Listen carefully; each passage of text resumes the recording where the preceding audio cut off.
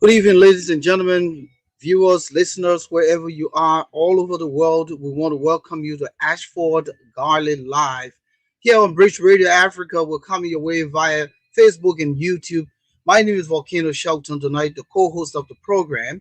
Our host, Mr. Ashford, Jarase took by Yege, is not in the house tonight, but I will be handling business, and I have a few studio guests who are going to be here with me. We're going to be discussing the issue of, uh, selective justice or cherry picking on corruption in Liberia, and the recent case of Mr. Brownie Samukai, former defense minister in the country, who the Supreme Court hand down judgment regarding the AFL retirement fund that was put away, that was kind of mismanaged, a portion of that money in almost the tune of $1.2 million. And so we're going to be discussing some of those things tonight, and including other issues in the country. So we want to welcome you wherever you are. This is Bridge Radio Africa, Ashford Garley Live, and this is the platform where we enlighten. We look at the issues, we bring it out, and we all discuss it. So we want to encourage you, our viewers, to chime in through your chats, and also to call in when we open the lines later on tonight during the show. So if you're celebrating your birthday today, we say welcome to you. Whatever the occasion, we say welcome. We hope that you're going to have a great time here tonight with us. I quickly want to pass our, appreciation to our sister radio stations in Liberia that carry our broadcast. We want to say Top FM 105.3 in Grand Gila County. We say thank you very much.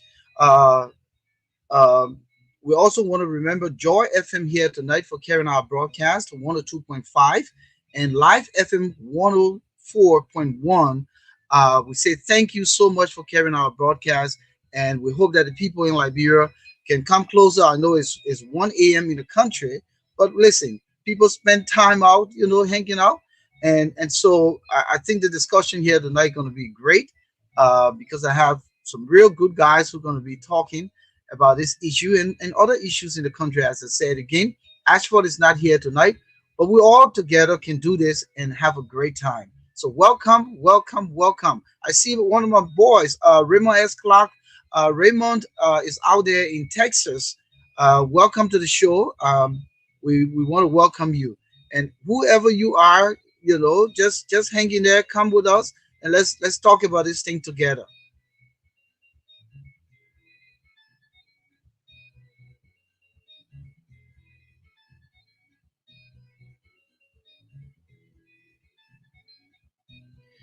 Oh, Siaba Tengbe, welcome. Siaba Tengbe, welcome. Alvin Perry, welcome, welcome, guys. It's good to have all of you here with us tonight. So let me just go straight into business. I know it's going to be an important discussion. I have two important gentlemen. We're expecting a third guy to come in. The name is Moses D. Sandy. Listen, you tilted your screen again. You kind of just giving us head. No, yeah, there you go. You look good. You look good. I have Moses D. Sandy, President Emeritus of Alja. Alja is the All Liberian Journalists in the Americas. He served the organization for 5 years. One as a what we call resuscitation, period president or chairman, and then he served 2 terms. He also worked for LBS in Liberia, news editor, and also with the Ministry of Information, Cultural Affairs, and Tourism. Then I have the good old brother and friend. We come a long way as well. Another media guru. You're a little bit too far. Just come. Yeah. You got to come this way to your right. There you go. To your right. All right, now you no, yeah, let's see it now. You front and center. So Okay. look at me. There you go. Look at us. Joe S. Mason is the current president of Aja. Uh, this is his second term, and it looks like he might go for full terms from the look of things. Gentlemen, welcome to Breach Radio Africa. Ashford Garley live tonight. I know Ashford is not here, but man, listen, we all together can do this and bring the presentation here on the issues that are invited you guys to discuss. Let me start with you, Joe. I have not had you here, all to myself. The last time you came in, somewhere in the middle of the show, and by the time we left, not much was said by you. So let me give you a moment, just a minute or two. Just tell the people who you are and a little bit of, what you do. Well, first, let me express my beef with you, right? All right, so let me hold you right there. My third studio guest just arrived, you know. So let me just bring him in, and then we'll start with you. So the name is Emmanuel Savice. You all know Mr. Savice. He's the uh man leading the advocacy group Luja. He's out there in Canada. Emmanuel, welcome to the show. Thank you, Mr. Shelton. Thank you very much. It's a pleasure to be here with Mr. Moses, Sandy, and of course, Mr. Joe S. Missing. I appreciate this. Thank you. Thank you. So Joe, go ahead. Yeah, no, my first beef with you is Audio is not all Liberian journalists in the Americas. It's the Association of Liberian Journalists in America. So you're an Aja member, so I will hold you in contempt. But I'm really glad to be here. Thank you so much for the invitation. Like you rightly said earlier, Joe Mason is my name. I'm the current president of ALJA, the Association of Liberian Journalists in the Americas. I served as vice president for 4 years under my friend and brother, my immediate predecessor, Mr. Moses Sandy, who is on here tonight. And currently in my first 2-year term, which expires this year. So I don't know about your second term and fourth term, but I'm trying to complete this first term of mine. But I'm really excited to be on tonight. Thank you so much for the invitation. I'm happy to also be on with Emmanuel. I'm really looking forward to what I think will be a really engaging and interesting conversation. Thank you. Emmanuel. Yes, sir. Thank you very much there, Mr. Shelton. Of course, you know who I am. I'm Emmanuel Savice. I'm the leader of Liberians United for Justice and Accountability. I'm glad to be here. I'm thankful, it's discussing Liberia once more. Something else happened again. So I'm glad to be one of those on this panel with these great men of Liberia. So thank you for the invitation. Like I said earlier, it is an honor and pleasure. So I look forward to a better discussion always when I'm on this platform. Moses? Thanks, Mr. Shelton, to you and the management of Bridge Radio for the opportunity to team up with these powerful men, to have the Argent national president in the house. It's like you got to make sure you're up to the task. So, Mr. Milsing, I want to welcome you. Let me also say hats off to my friend and brother, Emmanuel Savice from Canada. So it's pleasing to be with you guys as we join the discussion to discuss Liberia in a positive way. So it's pleasing to be here. Thank you. Thank you. Let me quickly recognize Alvin Perry, Praises Johnson, Phoebe Warity, Arthur Tarty Sr., Jack Marsh, Harry Papa Mason, Moses Kamara. I want to welcome all of you guys tonight. And listen, gentlemen, I see Liberia as a situation of muddy water. The water is so murky that every day you gotta go deep to find, something. And not a day goes by, nothing new comes out in Liberia. So currently, the reason why we're here tonight is to talk about the issue of whether addressing corruption in Liberia is selective. Um, Also, is dispensing justice cherry picking, or rather, cherry picking on corruption and dispensing justice is selective. Or sometimes it comes across as political witch hunt.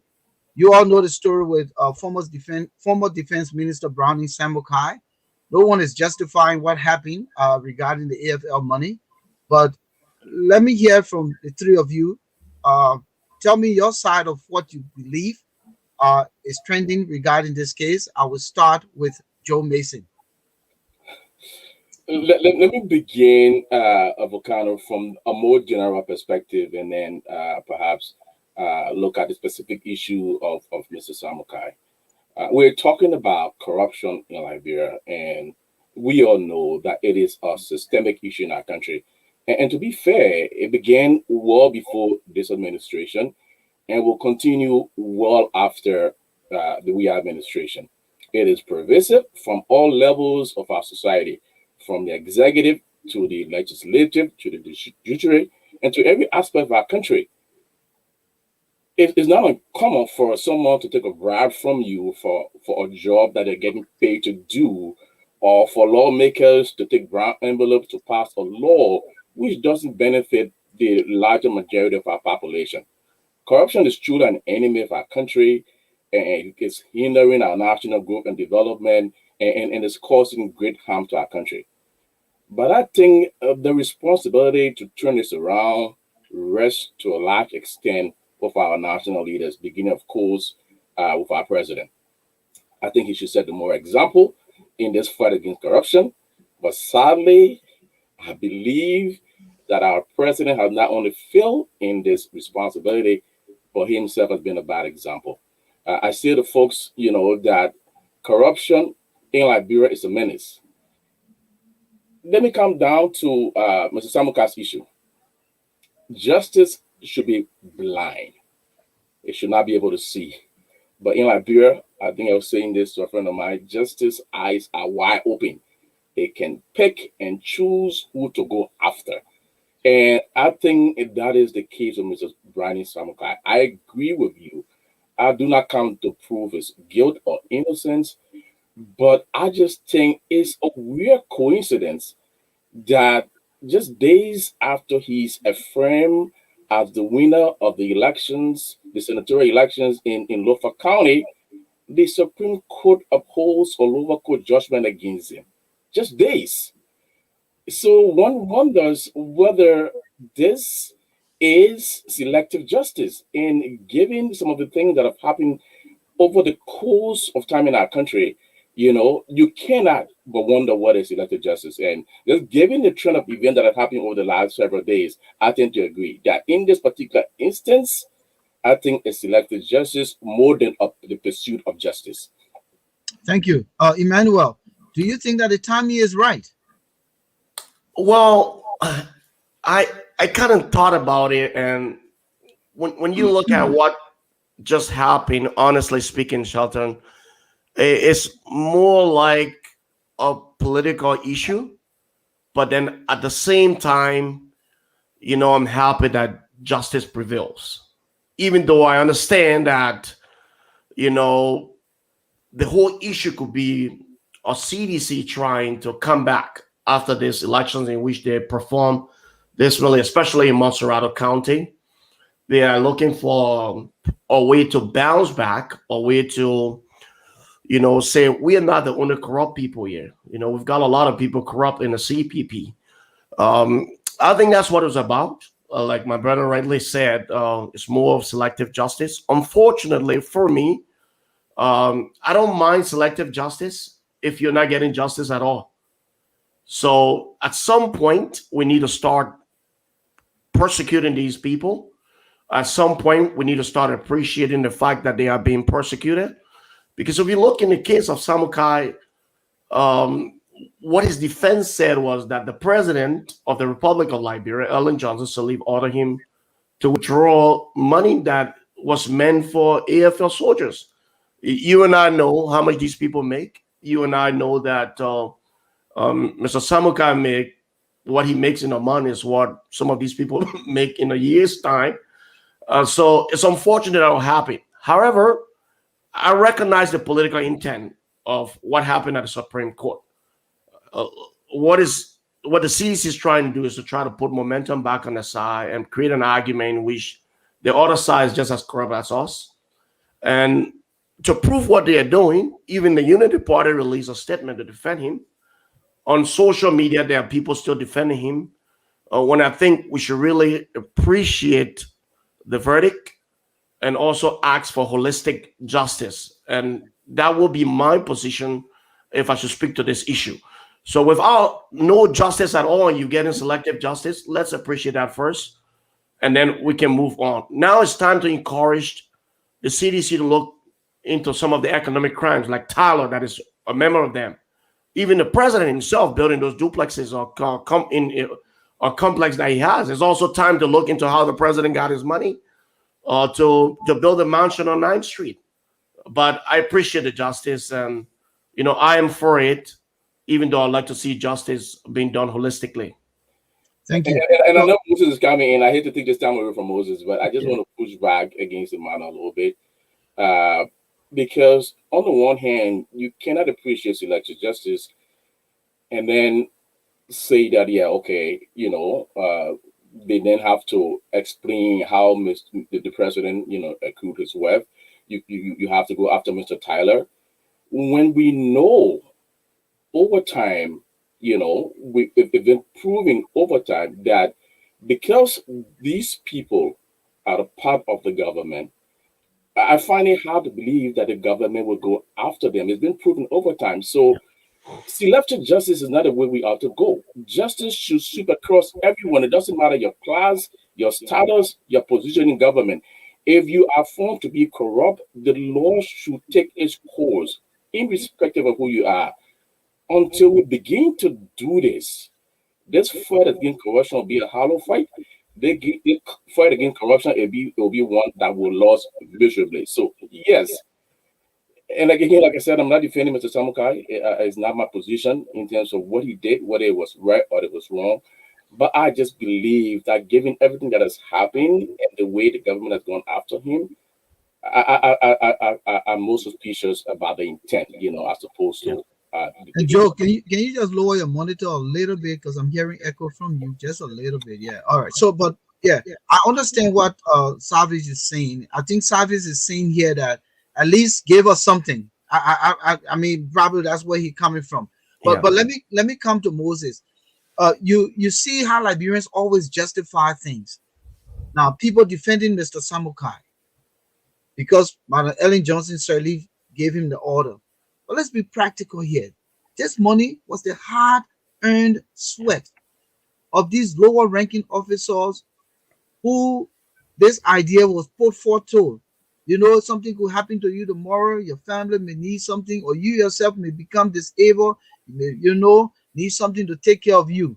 And all of a sudden, with your little $150 or $200, you say, okay, take $30 off, take $20 off, in good faith. And then you justifying that this man used this money because the president said. Moses, how do you look at that?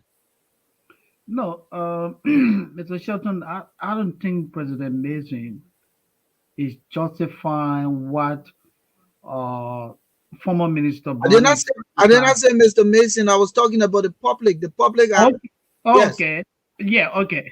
I think where most of the people are coming from is justice not being served holistically. You heard President Mason. He said that if you're going to fight corruption, it must be done with fairness. And let's look at the Weah administration. In 2018, when President Weah ascended to the presidency of Liberia, he declared to the world that he will make corruption a thing of the past in Liberia. He committed to punishing the corrupt. Excellent. And we support that 100%. I applaud him for that. Now, if he says that, if his administration says that, then the world, including Liberians, will begin to follow what is happening in the country. We know it is wrong what Brownie Samukai and the others allegedly did. We all agree that it is wrong. But if the government is going after Brownie Samukai and the others for corruption, for misapplying funds intended for airfield soldiers. Then what happens to the administration? In communication, we say the media is the message. So it means that if the messenger has integrity problem, no one believes the message. And in this case, that's what we see happening. How can the Liberian government talk about fighting graft when the chairman of the LST himself is a fraudster? This is the man who has the integrity institution that is committed to holding the corrupt in Liberia accountable. When this guy himself has integrity problem, when you have a president who is accumulating wealth overnight under dubious circumstances, when you have a minister of finance, you have a former bank governor, Nathaniel Petrie, you have the technical management thing. These individuals were accused in 2019 through audit reports conducted by the General Auditing Commission, Crow International, the Presidential Investigative Team. These individuals were accused of misapplying the 25 million US dollar that the government claimed to have used for a mop-up exercise, for the dubious role they play in the 16 billion Liberian dollar, the printing of the 16 billion Liberian dollars. All of these cases are pending. And Mr. Weah and his team of people go after Brownie Samukai. That's double standard. That's hypocrisy. It doesn't go that way. When you enforce law blindly. You don't let, oh, Joe Macy is my friend, so I look the other way. When it is Volcano Shelton, then, you go after Mr. Shelton. No. If you're holding Mr. Samukai accountable, Samuel Tue and the others should be held accountable. President Weah should tell Liberians how he's accumulating wealth in our country. And we kind of what we are implying, what I'm implying, and it's an unfortunate thing to imply, right? What we're implying, especially to me, is that the final arbiter of justice in our country, the Supreme Court, is somehow being unduly influenced by the executive branch of government to selectively prosecute someone. That is an unfortunate implication to make. Could I be wrong? And this, like I said, could be one of those just coincidence, in terms of his affirmation as a senator-elect to when his case is called up and the decision reached. I could be very wrong. But I don't think it's unfair to imply that the Supreme Court can bend to the will of the executive. I don't think anyone on this panel can disagree that this is something that has not happened before in our country. It's happened before. We've no instances in which, maybe not this administration, but past administration, maybe this administration, where justice has been bent because the executive wants it that way. Look, people have to have confidence in our system of government. For the fight against corruption to succeed, everyone got to have confidence that the government will do it the right way. The government will prosecute everyone irrespective of who you are. But if certain people feel that they are above the law, that the culture of impunity applies to them, then we will never win this fight against corruption. That is my point. Again, like I said, I might be wrong. This might be one of those things where the Supreme Court is just doing the right thing, irrespective of any political influence. But again, history has taught us that our judicial system has been compromised before, even at the highest level, and it can be compromised again. Yes, Savice, you want to come in, Savice? Yeah, I wanted to come in. Okay, let's face it plainly and squarely. There's something missing here, even though I will bring another case that is actually related to this whole issue to know whether this is political or not. But let's face it. The government did not take Brownie Samukai to the Supreme Court. He was the one filing an appeal. So he was already guilty before the elections. He was allowed to contest. That was from the lower court? From the lower court. So he was filing an appeal. So this is a case that he himself took to the Supreme Court, and it was a decision made by the Supreme Court. So I agree. Here is where, when I say selective justice, and a lot of people are mad with you right now as a justice advocate. The advocate. No, the person mad with me didn't understand me. All right, it's the issue of us thinking justice should be holistic. But if we can get it the way we're getting it, we should employ it. We should employ it because it's justice.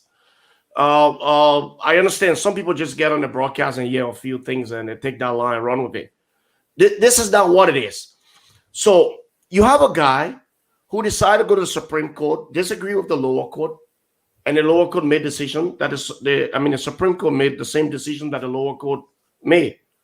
Now, if you've been following the case, you will understand that to his defense, they argued that the money was not used on him. It was used on soldiers that went to Mali. The truth is, it's money that AFL paid. These soldiers paid. It's their money for retirement. Now, that's why we have always argued that we need institutions in Liberia. You can have the president ordering somebody to take millions of dollars, 1.4 million into his pocket. And the evidence showed that Brownie Samukai was issuing check in his name. And if Ellie really ordered him to do this, why did the Ellie administration charge him? That's the question we should ask. Now, when I say selective justice, let me make it clear to our listeners. Look at the case of Charles Saliv. Charles Saliv was charged. Charles Saliv really sought and endorse Thomas Fala. And the next thing you look, before then the case was dropped, and that a report from America, the United States of America, says that 16 billion was not missing. However, money got missing in its millions that the CBO could not account for. The George Weah administration went and charged these people. They charged them because they saw some evidence. We just been told how much money disappeared from Charles Saliv's account. Almost $900,000, close to $1 million. By the way, that's his checking account. There's only one bank account in Liberia. It's a serious issue. But the fact that he support George Weah now and could endorse Thomas Fala in an election where they really wanted Monserrato, that case is gone. So I agree with Moses Sandy and Mr. Missing that somehow justice is selective. However, I would take selective justice right now because that's really serious for Mr. Brownie Samukai to do what he did to poor people. That's how you murder people. That's how you carry on abuses in Liberia. That's what they do. So am I not concerned about what happened to Charles Saliv? Am I not concerned about what happened to Alex Tyler? Am I not concerned about it? I am concerned.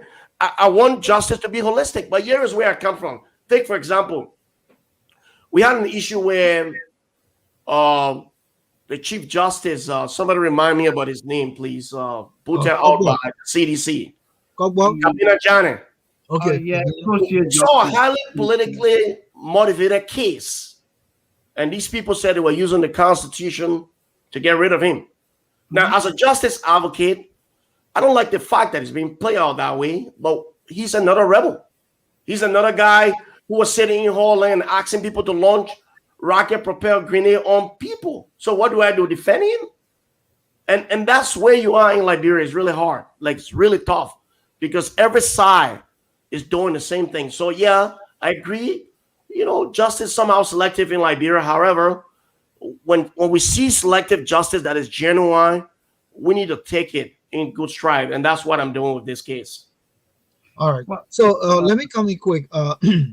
Let's come to the fact that Mr.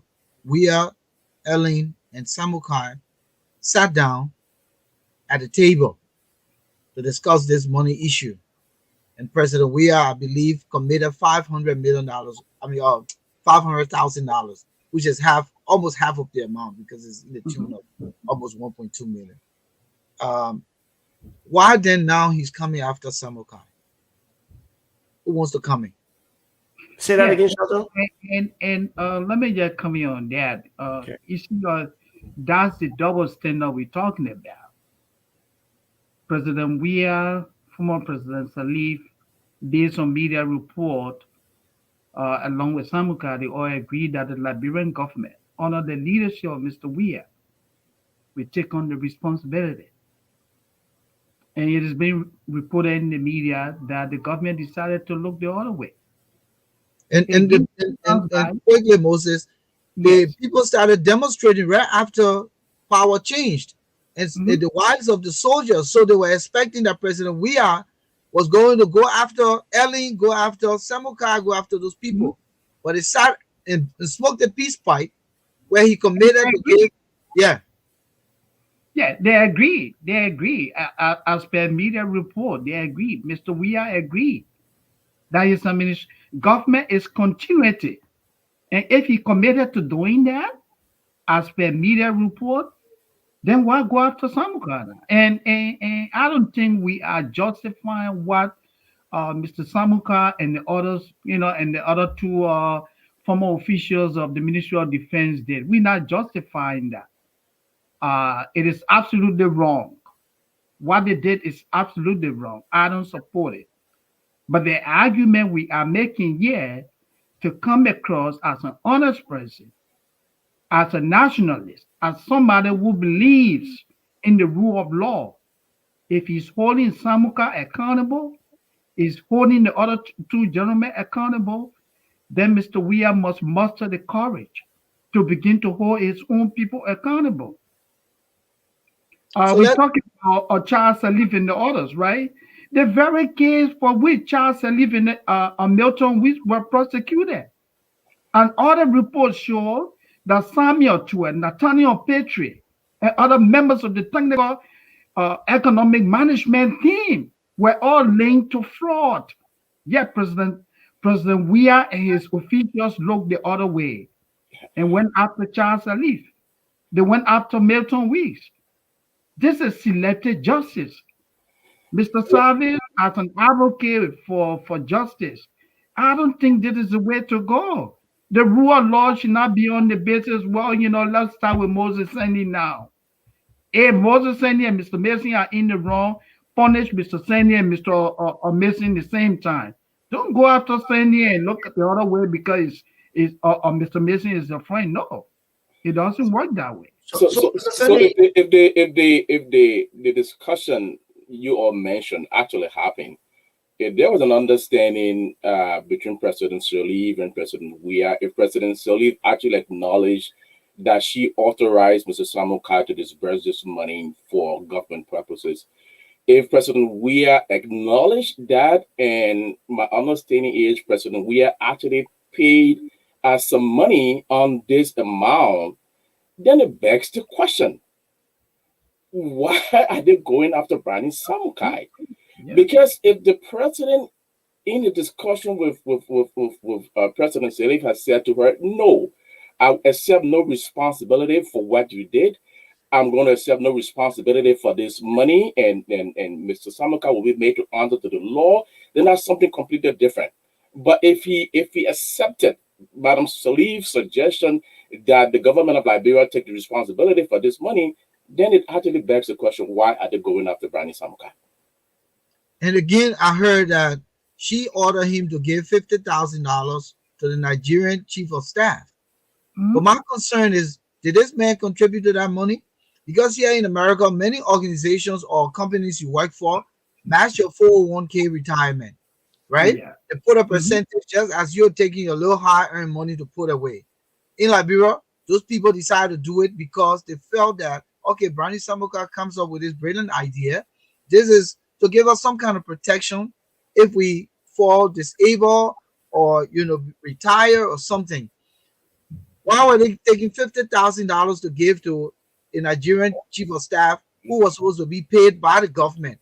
But they're Yeah, taking these people money that was being put aside. yeah. So Brownie Samukai, could he see something wrong with that? even though Madam President is the president? But couldn't he And say something? that's the issue. Shelton, that's the issue. Everybody see Liberia like a CPP and CDC thing. I don't see it that way. And there are many out there too would not see it that way. You see, if the court was independent, we would not be saying this is a George Weah's decision. People see it now like George Weah is hunting his political opponents. But this is not the case, because when you look at what happened, you ask questions like, why wasn't Ellen Johnson Sirleaf present? Why was she not one of the witnesses? There are things that we don't know. The way these people started their political argument is different from what we know. Look at the issue with Charles Sirleaf. Charles Sirleaf was arrested, taken to prison. The next thing you look, Ellen Johnson Sirleaf got involved, and her son is not guilty. Who knows whether the case in Samukai is like, let's leave it, we'll give you 6 months to pay 50%, and your sentence will be suspended. You continue to serve as senator, you can use the excuse, and we're going to find that money and pay it. We don't know what's going on. The issue is we all can sit here and assume that the Supreme Court was acting basically on George Weah's in George Weah's interest. Now, let's go back to all of the elections being held. The CDC is a party that have lost so many elections than any party that govern. I don't support what the CDC is doing. I think the government is corrupt.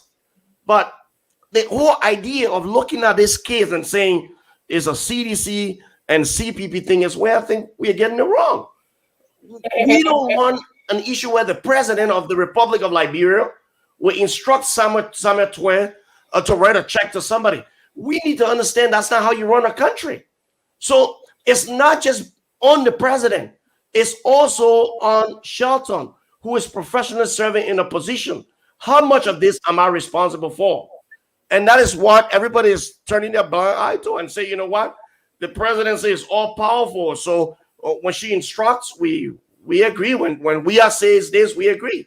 I think this is a very good case that Liberians who are going to government serving and listening to what the president has to say will tomorrow remind them about what is possible in the Republic of Liberia. And I'm glad that he was persecuted and convicted on this issue.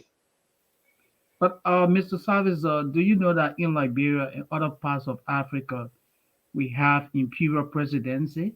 I agree, and I've said that, but we don't need that. Yeah. So if you have imperial presidency, where the president is more like a law unto himself, anything happens. And I'm not saying that those things that they do, they are all right, but a lot of things happens at the level of the presidency, especially in Liberia. Look at today's Liberia. Some of the things that are currently happening in the Weah administration. It tells you that we have an autocracy. One man decides what he wants, and he goes with it. Today, we say it is Brownie Samukai who reportedly listened to a directive from former President Sirleaf.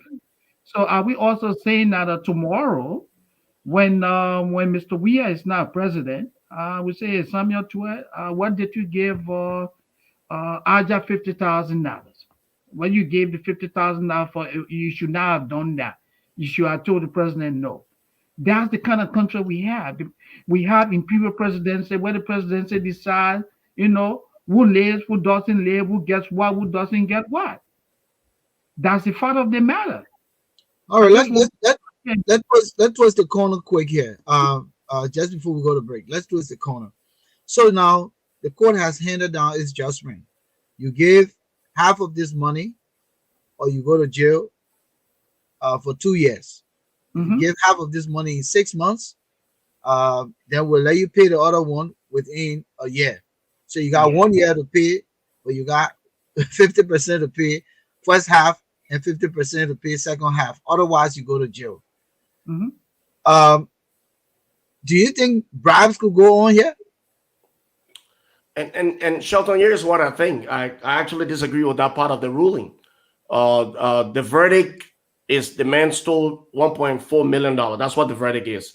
So let's believe the verdict as it is. you are saying that a man who stole $1.4 million, used it on himself, has the opportunity to pay 50% and remain out of prison, serve as senator, and again pay the other 50% and stay out of prison. So suspended sentence is what he has, and then he can go on, be a criminal, but still serve as senator, which to me doesn't make any sense. So now, as an advocate, or any of you want to see the best in Liberia, do you not see selective justice too? When a common criminal go to jail and cannot, when they can even restitute, or the bike they stole, or the $300 store from down water side, and they are made to serve their term, none of you see selective justice? Or because their names not popular like Brownie Samukai? These are the issues that we got to face in Liberia. And this is what we're facing even from the educated class, from the class that see social media, the class that lead and the opposition. Like, you are actually looking for holistic justice, and you're disagreeing with the ruling and think it's politically motivated, but you're not looking at the second part of the ruling that could be very much political. I see a conversation being held in the background. So I don't know how much alternative to do this. At the end of the day, Brownie Samukai is not going to go praising, and you and I are going to be here. We're going to watch this play, and you see another political fiasco going around as if these people are not in the same bubble. That is my issue. Gentlemen, do you think there will be bribe here to keep Samukai out of jail? Look, my response to that is that I don't think for me it matters whether Brownie Samukai goes to jail and serve jail sentence for crime he rightfully committed. That is not my issue here. Of course, I believe, and I say that again, justice need to apply to everyone. If a common criminal is supposed to go to jail for crime they committed, someone who is a higher up in there needs to go to jail just as well.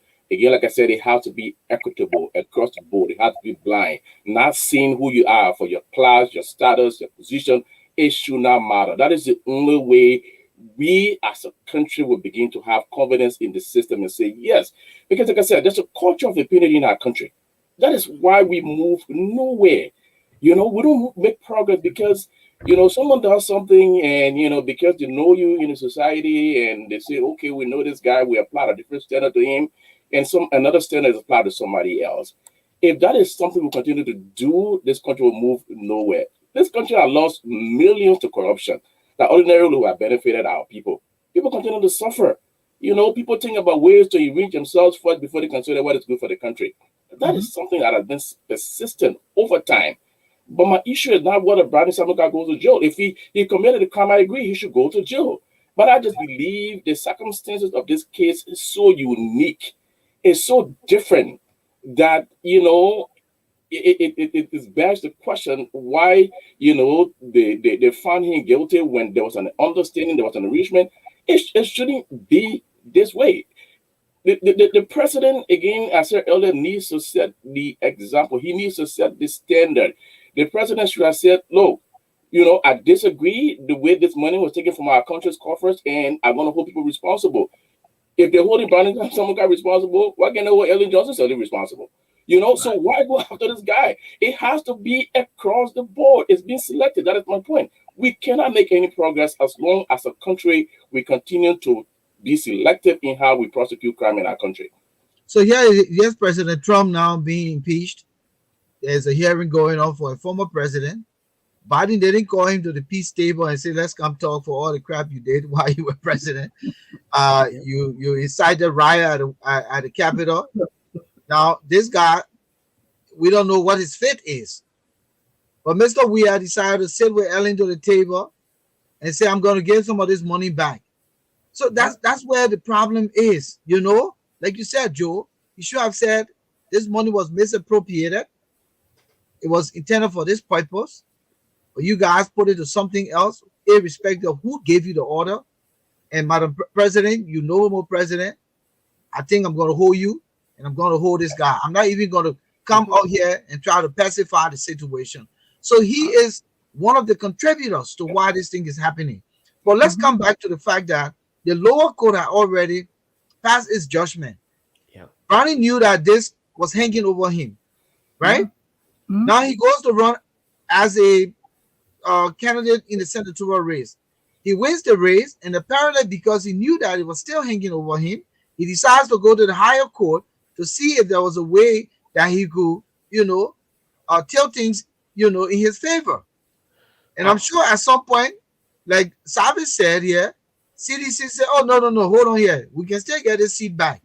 Let money the water, because come to think about it, CCP, that's the candidate. So if we put a stalemate in the situation, we can get the seat back. Because if he goes to jail, then of course we have to replace him. We're not going to hold the seat forever. So let's talk. Talk so. They put it that way. The Liberian way. Talk so. President, we have contributed to this issue. Wouldn't you agree? Sheldon, honestly, it's very disheartening and very frustrating that people don't see that there are games being played here. Now, this man was a candidate in an elections. He's just been convicted. Lawyers got together. These guys got money. They're millionaires. Believe it or not, they're millionaires. They give them ideas. Listen, you go into the elections. You want to be qualified to contest. In fact, our Constitution says everyone that contests should be in right standing with the Constitution. It does not work in Liberia, and that's why we got Prince Johnson, our senator, and other things. However, it's on paper. Now, let's get you to contest. Let's file an appeal. Why is waiting at the Supreme Court? Elections will take place. Go and win the elections, and then we'll deal with the issues later. We all don't know that. We don't know what was discussed with Ellie. Now, Ellie was a key player in this. Why was she not there? Why was she not? Why did the Supreme Court not ask us here?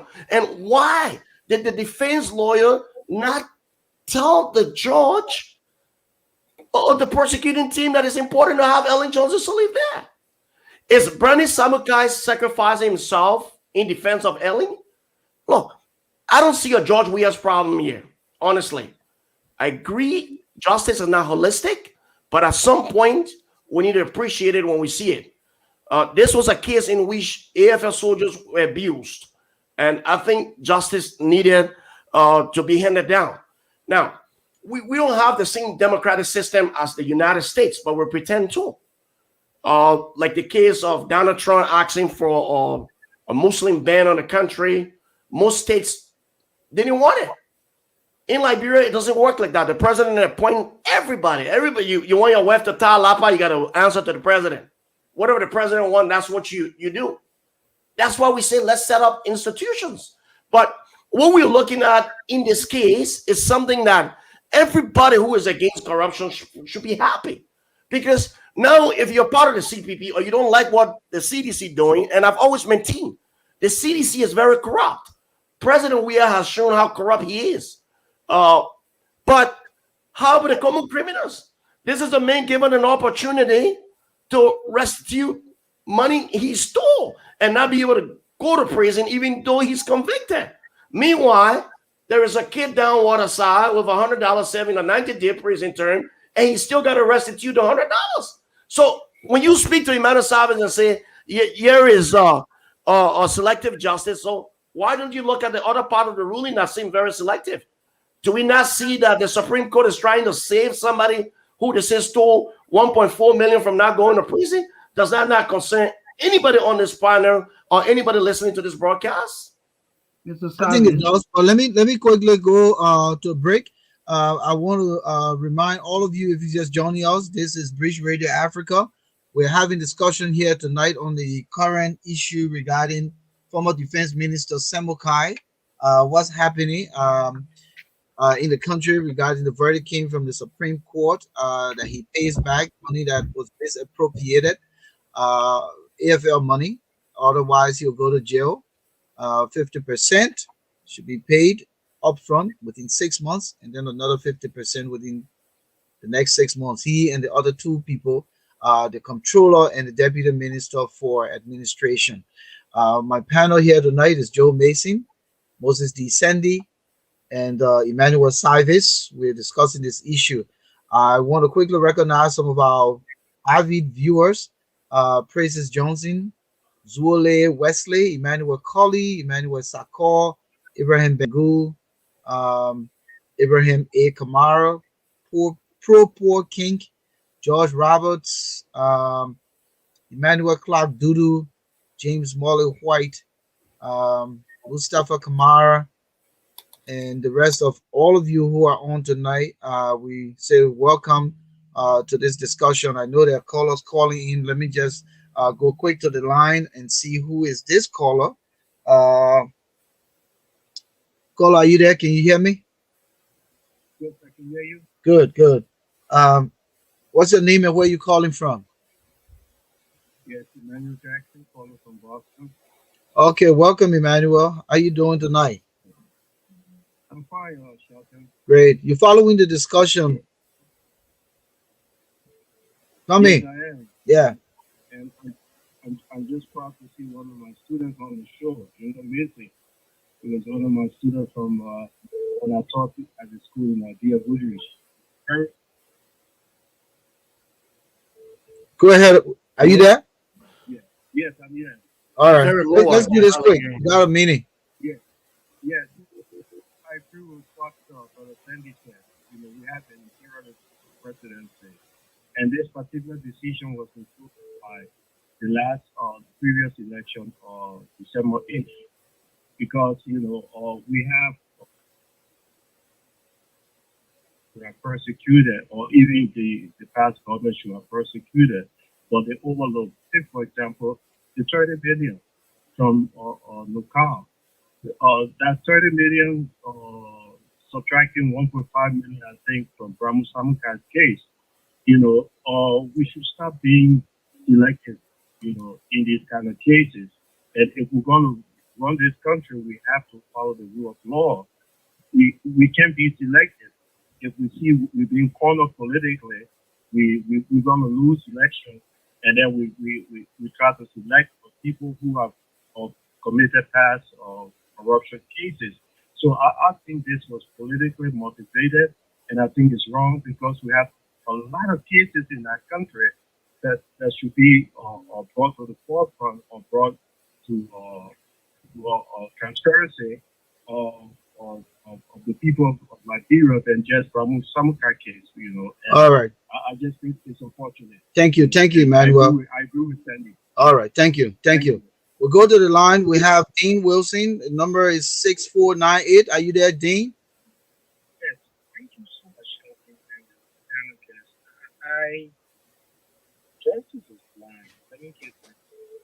And I'm very happy that, irrespective of how Go ahead, Dean. Are you there? Dean, are you there?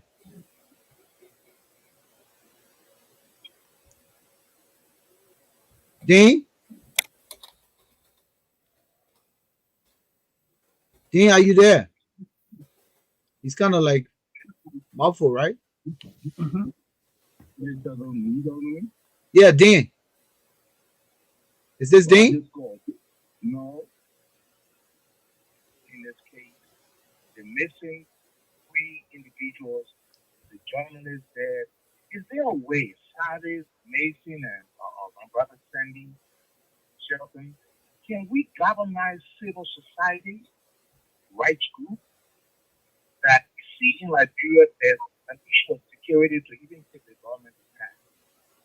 Or can we galvanize or see this as an opportunity to test the court, for example, to sue or to it to say, well, you got to go to court now for the 25 million ex-papa exercise. The 16 billion missing, the individuals involved, we take them to court. Can the bar association do this? Can rights group do this? Because obviously the government is not going to do it, the House is not doing it, the Senate is not doing it. So my question to the panel is this.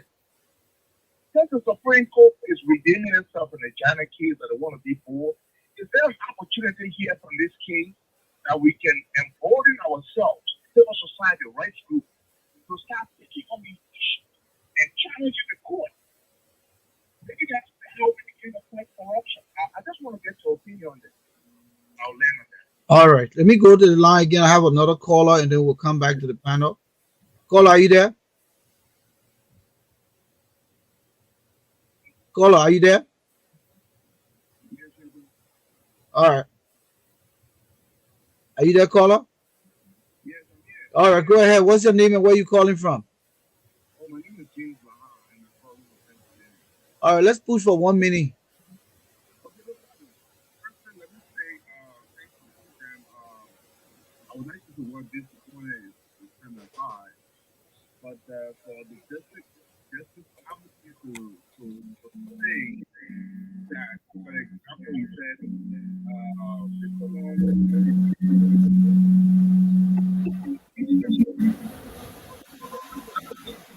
so he's going for it, is a problem.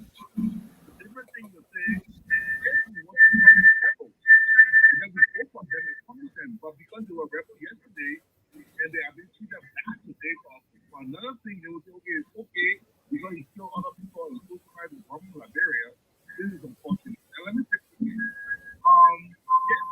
we don't try the defense council, we're not subpoena the former president to appear, but for the fact that a note was written in Africa, your principal cannot give you instruction, and you go tell God no or him no. But that's one. The lesson here is most of these educated people, we come here and learn, and then to go back. The only job we want is government job. So if your principal says 2 days, it is wrong, sugar. You don't want it, you resign. They will never resign, either because they want to eat some of the money or they have to do what the president says. That is wrong. But the entire trial was very wrong and was selected. Thank Thank you you. very much. Thank you. Thank you. Thank you. There's a caller from a 9200 number. Are you there, caller? How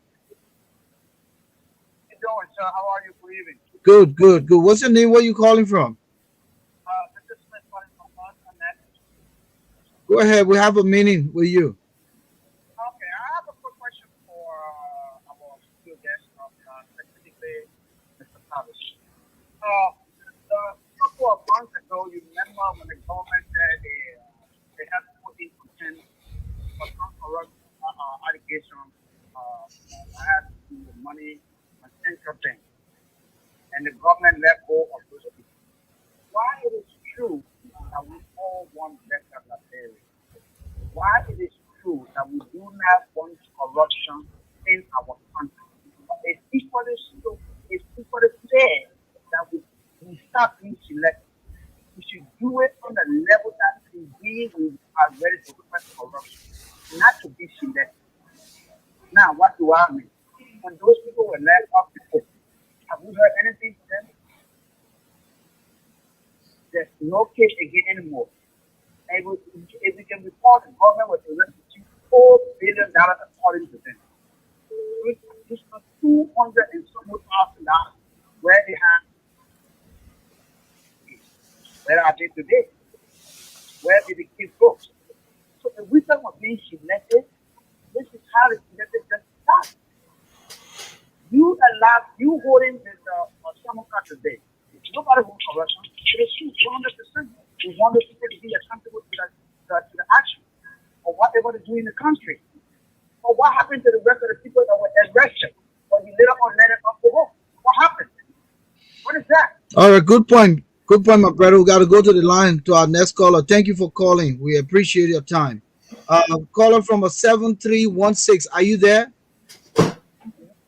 All right, come in quick. We got a meeting now. You will be the last caller for this segment, and then we'll move to the next segment. Come in. You got to speak a little louder.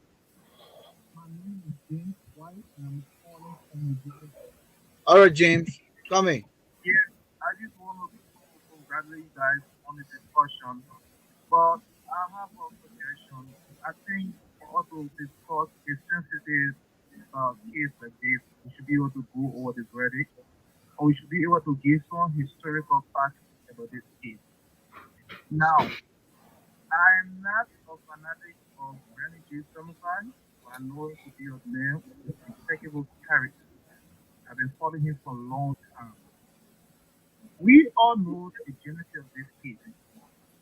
Like Mr. Joe Mason said, Aaron Johnson said he was right there in Liberia when Samuka told his ward that he got authorization to dispense this money from President Savice. You want to tell me if he was lying on President Savice, wouldn't you voluntarily come up to say so?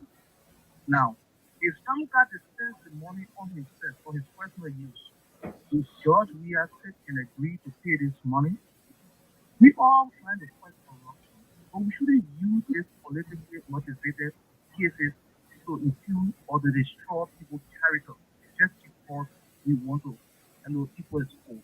And Mr. Savice, I applaud your effort to seek justice. But there's no wrong way of doing the right thing. There's no wrong way of doing the right thing. The cabinet case is a factor in Liberia there. Because he was a rebel, but that means he should be removed illegally. We are setting a wrong precedent just because He's not supposed to be there in the first place, Carlo. Okay, but how did he get there? That's the issue. He's not supposed to be there in the first place. He was appointed, Mr. Savice. He was appointed. Which is wrong. He should not be appointed. The Senate confirmed him. All right. That's the problem we have.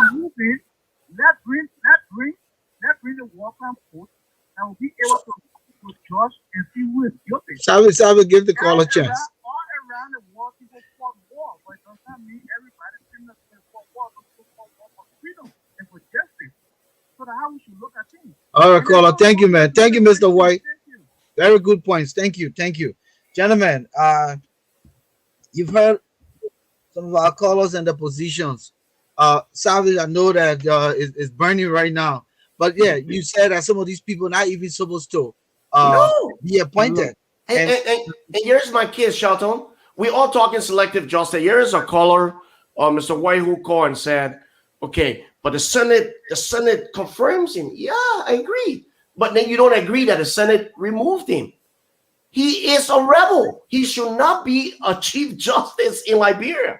The same way Prince Johnson should not be senator. The same way George Bullitt should not be representative.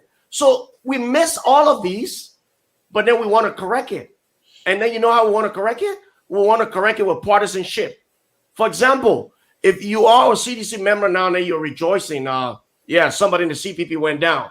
And when you're with the CPP, you find every reason to defend Samukai. Of course, I know my two brothers on the panel are very independent. And of course, they understand what selective justice is. But what isn't selective in Liberia? Look at Facebook right now. The very same people against George Weah today are most of the people that did not take the warning that it would have been a problem in Liberia if he becomes president. So we see selective justice everywhere. These people should not be serving in Liberia at all costs. They should not be. If citizens ignore the fact that Kabina Jana was a rebel and he can serve as Chief Justice, but then you want to defend his removal because you think it's politically motivated, then fine. You know, categorize me any way you want. But the truth is, we have people serving that shouldn't be serving. And but do you blame? Yeah, what it is? Some of these positions are appointed. Not appointed, rather, but voted positions. Yeah, and the citizens consciously go to the polls. No, Shelton, you're blaming citizens when those who are educated should not even have them on the ballot. You know the problem we have in Liberia? We think we are this little America. When we think 18-year-old is an adult, when really in Liberia they're not.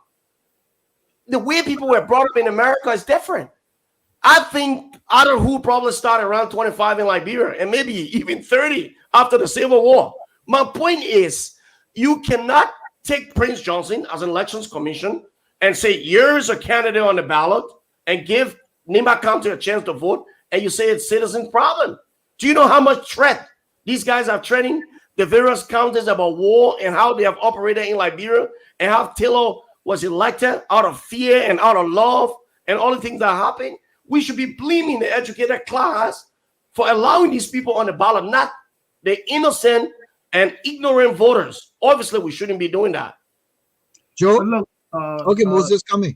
Quickly, I just wanted to say, Mr. Savice, let's not narrow the discussion here, to CDC or CPP, we're looking at this in the broader context. Yeah, are you in any way, as an advocate of social justice, as an advocate of justice, are you implying that for the fact that Kabina Janet, associated with one of the warring factions, and he was designated, he became Supreme Court associate Supreme Court judge. Are you implying that for the fact that he came from a former warring faction, uh, he should have been removed the way he was removed, and that was justifiable? Is that what you're suggesting to us? I never said that. No, But but that's what you're commenting no, to no. insinuate. He Mr. said he Sandy, shouldn't have been there in the first place. Liberia's situation is this tricky situation that is hard to really comprehend. Now, But yeah, go ahead. we as citizens, we sat there, we Mhm. allowed the president will appoint 10,000 people. That's all they have.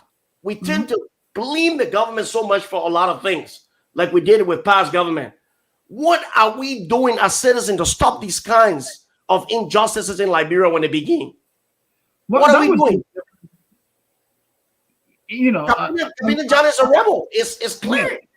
I'm, I- I'm rather sorry, to cut you off, but what I was saying is that that can be another discussion for another That's time. what I was about to say. Let's come back to Mm, the Samukai issue. yeah. It was an example, but let's come back to the Samukai issue, and that's why I wanted Joe to come in because I can see from his face he got something serious. Come in, Joe. Yeah, I think our problem in Liberia is that we lack institutions. Yes. We don't have confidence and faith in the institutions we have. Like I said earlier, we lack confidence in every aspect of our government, whether it is the judicial branch of government, the legislative branch of government, and you don't blame the people because our leaders over time have not proven themselves worthy of our trust and confidence over time. So people have have this suspicion that our leaders will not treat us right. If we begin to build institutions where people can believe that when justice is dispensed, it is dispensed in the way that is free and fair, nobody will be questioning the system. If the president were to take an action, nobody will question him because they know he's doing it in a way that is good for the country. If someone dies on Broad Street, people will not be suspicious before they even do an investigation that that person was killed. Our whole problem is we don't have system, and I think setting up that system needs to begin with our leaders. Our leaders need to set the standard for us because in our country, and I can talk. I agree with Mr. Savice that what are we doing as a people? I think our country is such that for change to really happen, it has to be a top-down approach. It cannot be a bottom-up approach. Because we have such strong presidency in our country. So we need a really transformative leader, one who will say, look, the way we've operated in the past has to change. Until we get to that place, we will keep making the same error over and over and over. We'll continue to lack the trust that we need to have in our system, and our country will make no progress. Come in, more. And Mr. Bessie, if I can just add on to what you were saying, uh, that is where we hold President Weah, liable. When he came, he promised that he would make, shady deeds, things of the past. So we want him to demonstrate that. Let the issue of transparency start with his administration. The first thing, if he's really committed to fighting corruption and other things, that the Nigerian fraudster at the LSCC leaves. I think Instead he of already resigned, though. yeah, but that man should not even resign. It's immediate dismissal. The man is a fraudster, and he is the face of an integrity institution. It means that the president has failed Liberia. It took several months, repeated complaints, and the president refused to listen. The Nigerian gentleman recently resigned, and he's staying up to what? The 26th of this month before leaving. That's immediate dismissal. He lied on the oath. He should not be there. So when All right, Mr. Moses. We are talking about fighting corruption, he must begin with himself. Like you guys have said, the president, the we administration, extremely corrupt, extremely All right. corrupt. All right, Moses. Thank you so much. If you're just joining us, Preach Radio Africa, Ashford Garden Live, we want to give credit to 105.3 Top FM in Grand Jita County. That's where Drew Grand Jita County. Joy FM 101.5 and Live FM 104.1 for carrying this broadcast live. You can also catch us on YouTube and Facebook. We come on Mondays, Wednesdays, and Fridays, 8 p.m. Eastern Time and 1 a.m. GMT. So I believe some people are still up tonight. We want to go back to the line. We have a caller calling in from a 2474 number. 2474 is the last digit of your number. Are you there, caller? Are you there, caller? Caller, can you hear me? All right. Guess I don't know what's going on. But anyway, we just having a discussion around what's trending with respect to former Defense Minister Brownie Samukai. We have a mixed panel here tonight. Moses Sandy, Joe Mason, and Emmanuel Savice.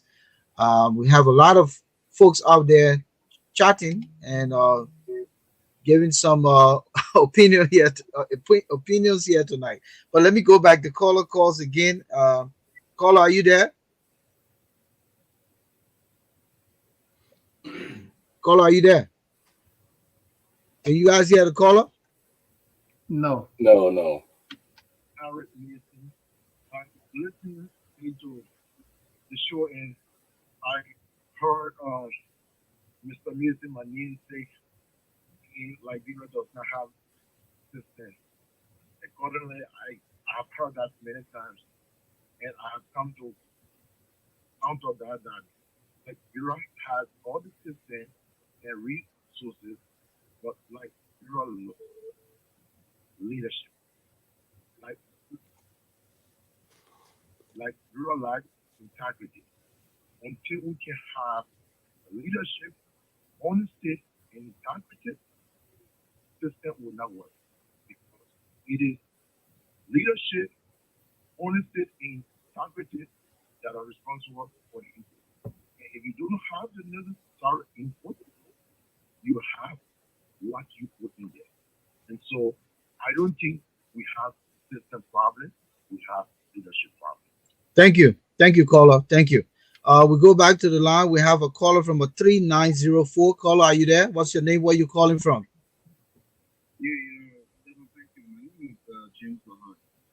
James Lahai. Where are you calling from? Yeah. I call from Minnesota. All right, you got to speak a little bit louder, okay?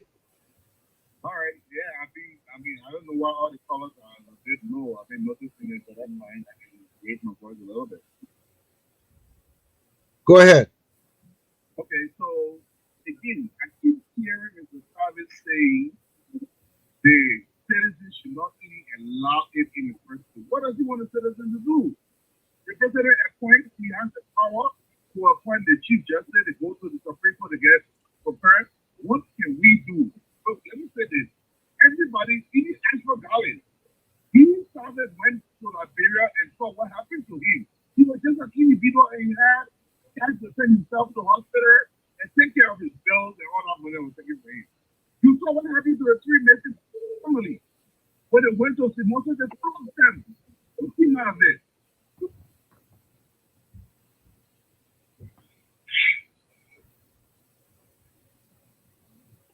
When they flog one person, you don't see the rest of the people. Or when they beat anybody, they and the family will be the one to take them to the hospital.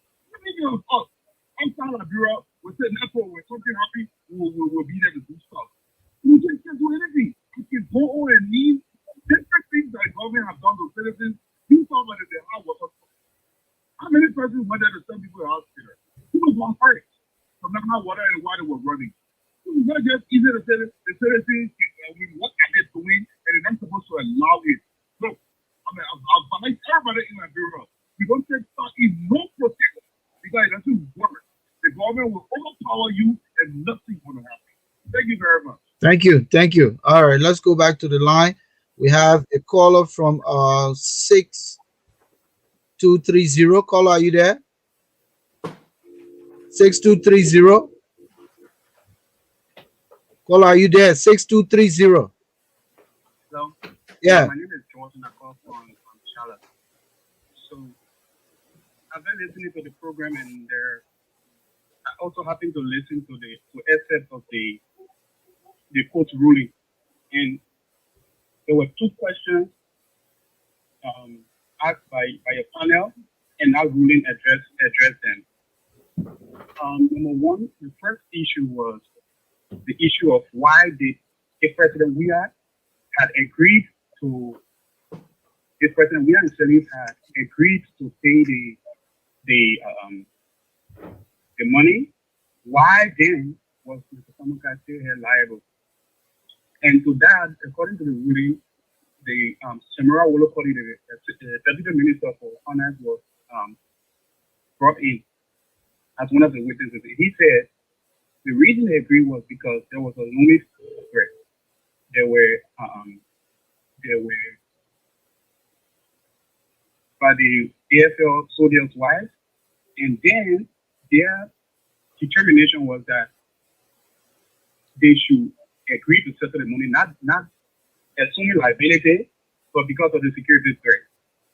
That was one. Two is the issue of the letter from Madam purported letter from Madam Savice, presented by Brownie Samukai.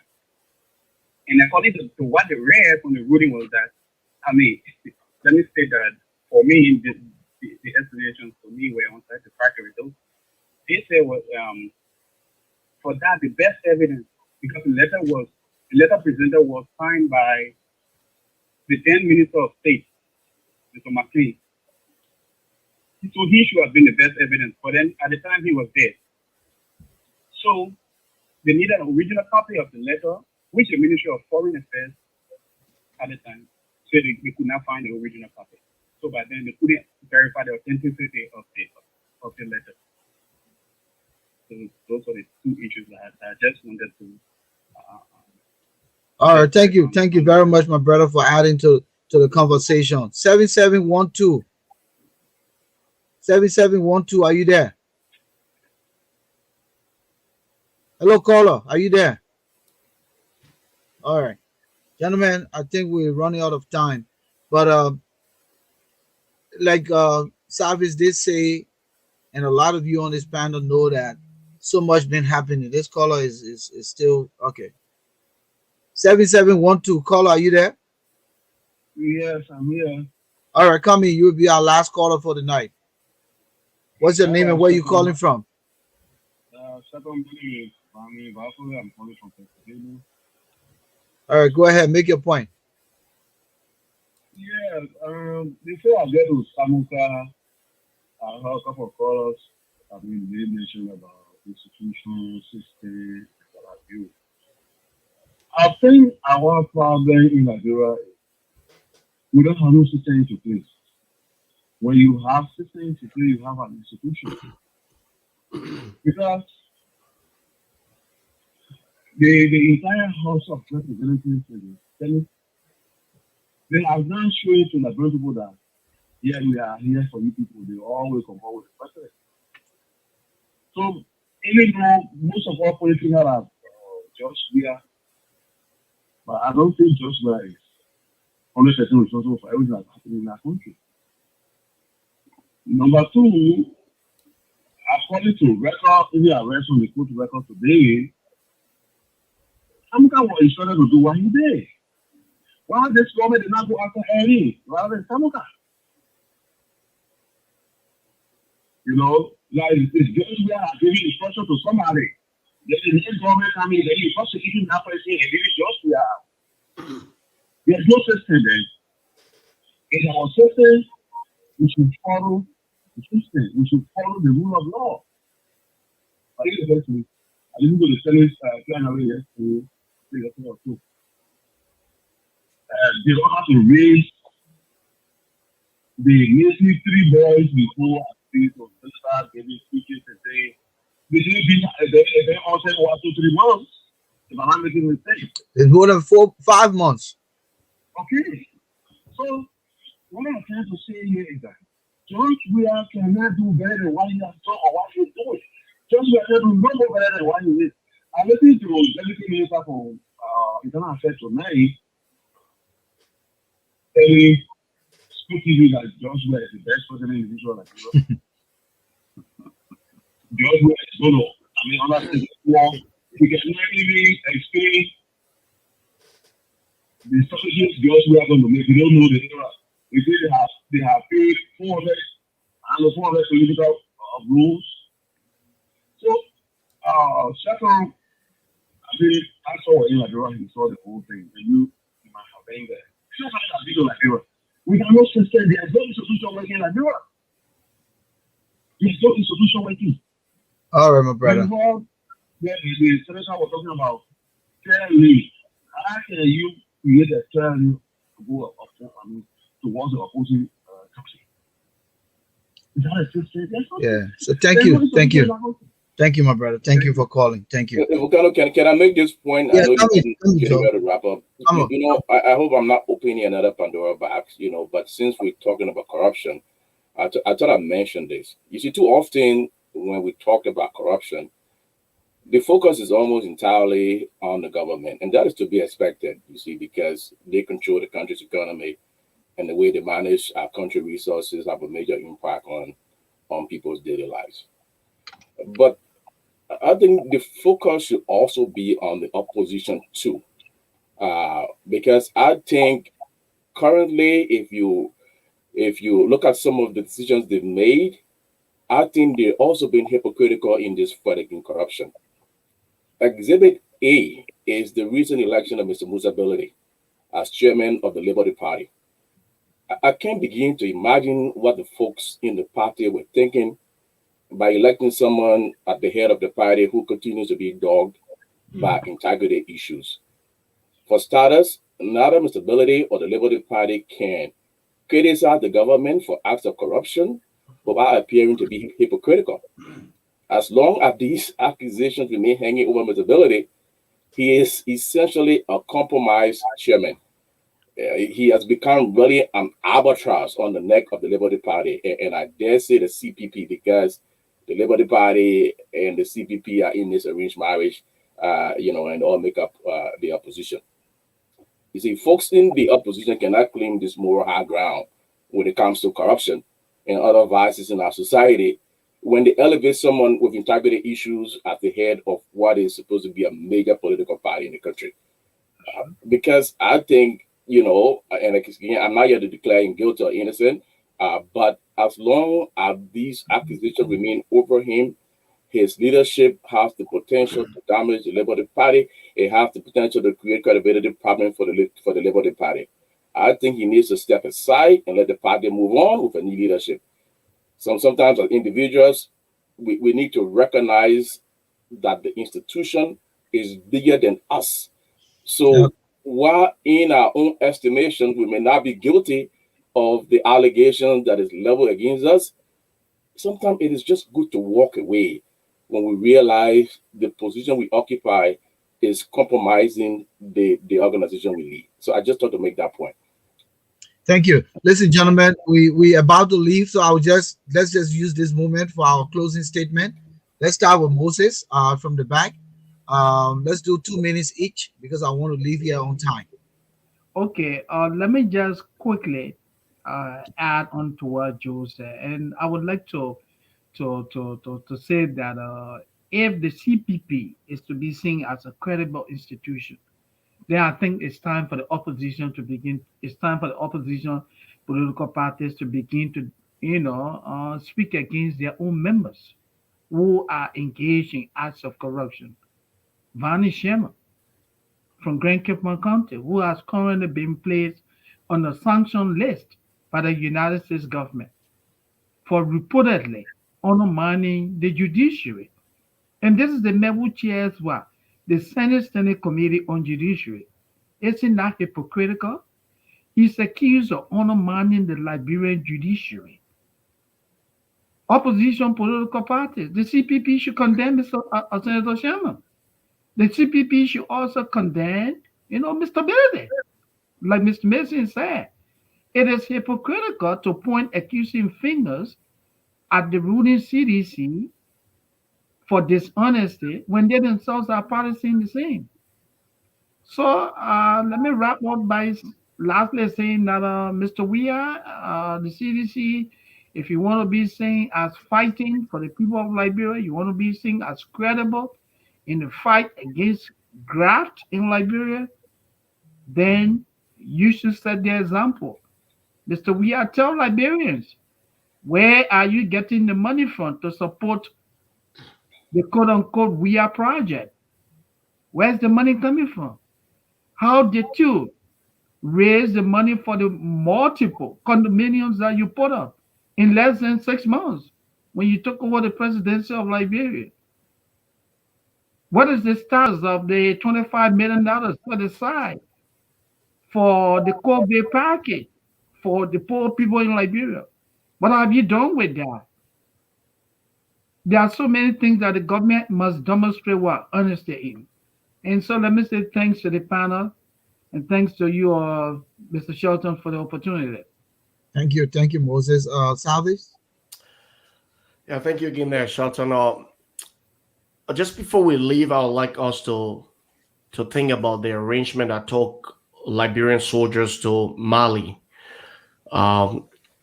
If you have listened to J. Menon, he is the UN director. He has been commending the forces down in Mali about the work they have been doing. He said they were physically fit, they were strong, they were intelligent, they were educated, and the UN is going to continue to support Liberian troops. Now, that calls for more investigation as to whether Liberian government is really supporting the troop or is it the United Nations supporting the troop. We need to look into that. We also need to look into how many soldiers came back injured and complaining that they got nothing from the government. Years $1.4 million withdrew. Brownie Samukai say, okay, the president said we should take it. But then the victims are saying we didn't receive it. And there's so many news articles about victims out there trying to get benefits from their family. Ones that got injured in Mali, die in Mali, are still struggling to get money from the Liberian government. So what the government does is they collect money from poor people and say we want to give it to them, and they don't do it. This might just be a case that we need to look at. So there are other things that we didn't see where the Supreme Court came from. But we see the politically motivated issue. And I agree with the panel. I mean, the two educated men, they are certainly my big brothers. And I do understand where they come from when they talk about selective justice and all of these things. I agree. Like, I'm with you guys. But let's do a little bit of digging in. Liberia cannot even build a 2 kilometers road on their own. They got to ask IMF to do it for them. But they are claiming that it took $1.4 million to support troops in Nigeria. And they know they're not supporting troops in Nigeria. They know people go on these things. My father went to Syria, and he went on strictly an insurance plan. So people need to understand these things before we listen to the excuses of these political giants around here just because they're part of the CPP or they're part of the CDC. Or, we don't like this government, we're going to like the other one. We're going to be over and over doing the same thing. So it's always an honor being on the show. Today with my big brother, Mr. Moses Sandy and Mr. Jason. I appreciate you guys being here. I always learn from you, listening to you and listening to what you write all the time. Thank you so much. Mr. Shelton, you give me this opportunity, so I want to say thank you. And Breach Radio, Breach Radio, the Breach Radio. Breach Radio, congratulations. Thank you, Breach Radio, and to all of the listeners, thank you. Let me come to Moses, not Moses, rather, Joe. Yeah, thank you so much for our country is more than 170 years old, and we still have this unenviable distinction as one of the least developed country in the world, due in some part to corruption and this culture of impunity that exists in our country. Something has to change. Something has to change for our people's lives to be made better. And I say it begins with our leaders. Our leaders have to set the standard. They have to set the example, beginning with the president down to members of the opposition to the ruling party. The opposition themselves cannot be hypocritical. They are supposed to be the government in waiting. If they cannot clean their own house, what expectation do we have that when they do assume state power, they will make any difference? Because it's been a continuing circle.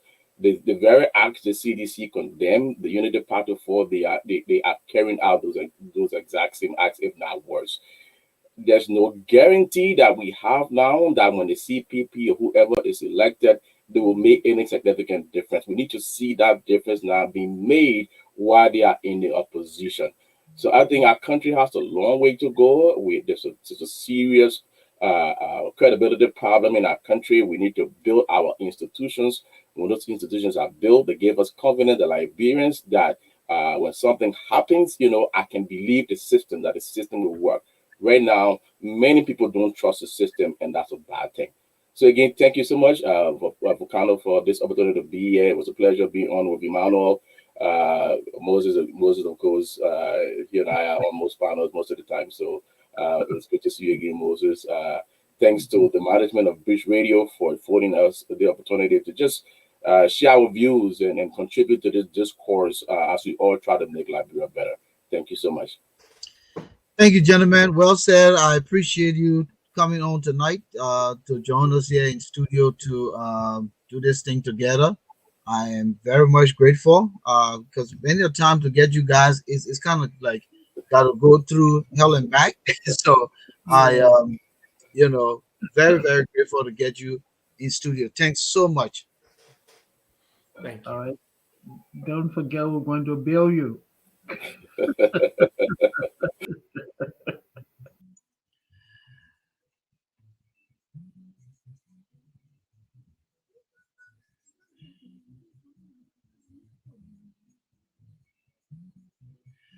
We want to thank all of you for joining us tonight here on Breach Radio Africa Ashford Garley Live. We cover the situation trending in Liberia regarding former Defense Minister Brownie Samukai, being booked for nearly $1.2 million money that he missed appropriated for the wrong purpose. Um, the Supreme Court handed down its judgment, and so we're going to wait and see what happens next. We want to thank all of our panels who came in tonight.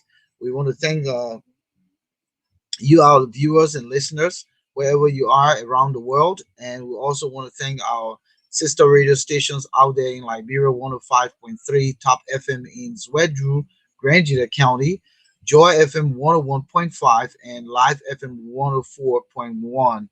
My name is Volcano Shelton. Tonight, our man Ashford Jettison took by Yege, the brother who doesn't eat iron, but he's stronger than a lion. The microphone commander was not in tonight, but he will be here hopefully Friday. Again, thank you so much, and we'll be back here Friday with another edition of Ashford Garden Live on Bridge Radio Africa.